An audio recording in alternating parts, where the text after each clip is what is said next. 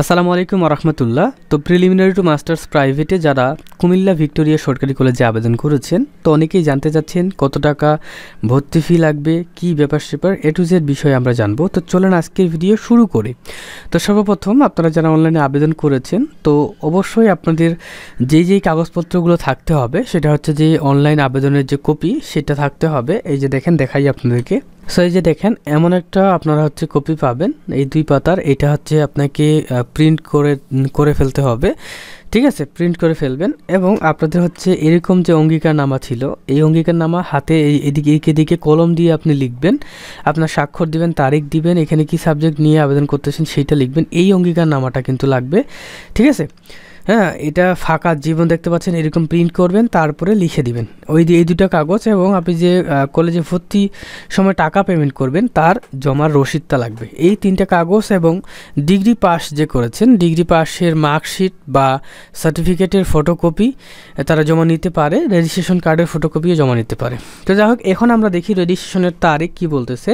জাতীয় বিশ্ববিদ্যালয় ওয়েবসাইট হতে পূরণকৃত আবেদন ফর্ম 26/11/2024 তারিখ থেকে 11 ডিসেম্বর 2024 তারিখের মধ্যে প্রয়োজনীয় কাগজপত্র ও ফি জমার রসিদ সহ কলেজে ডিগ্রি শাখার অফিস কক্ষে জমা দিয়ে রেজিস্ট্রেশন প্রক্রিয়া শেষ করতে হবে। সো দেখতে পাচ্ছেন ডিগ্রি শাখার অফিস কক্ষে কিন্তু জমা দিতে হবে, এটা এখানে বলে দিচ্ছে। ওকে, দেখেন প্রয়োজনীয় কাগজপত্র জাতীয় বিশ্ববিদ্যালয়ের ওয়েবসাইট হতে সংগ্রহীত পূরণকৃত রেজিস্ট্রেশনের আবেদন ফর্ম, অর্থাৎ এই যে এই আবেদন ফর্মটা তারা জমা নেবে প্রথমত।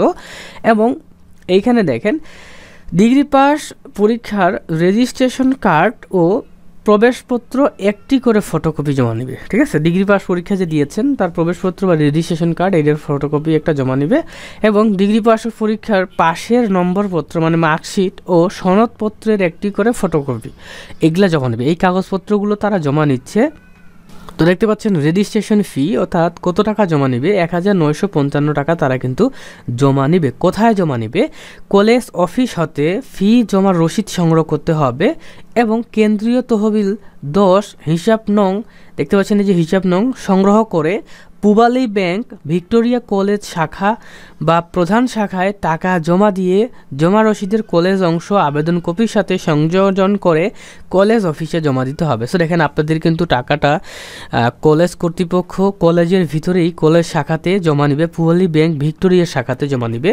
ওই শাখায় আপনারা জমা দিবেন। দেওয়ার পরে ওই যে মানে রসিদটা থাকবে, ব্যাংকের রসিদটা, এটার কলেজের অংশটা এই সকল কাগজপত্রের সঙ্গে আপনি কিন্তু স্টার প্লাগ করে দিবেন, মানে পিন মারে জমা দিয়ে দিবেন, কাজ শেষ, ক্লিয়ার? আর এখানে কোনো ছবি লাগবে কিনা এটা বলিনি, তবে আপনারা আপনাদের পাসপোর্ট সাইজের ছবি চাইলে নিয়ে যাইতে পারেন। তো এটাই ছিল ভিডিও, লাইক করে দিবেন। আল্লাহ হাফেজ।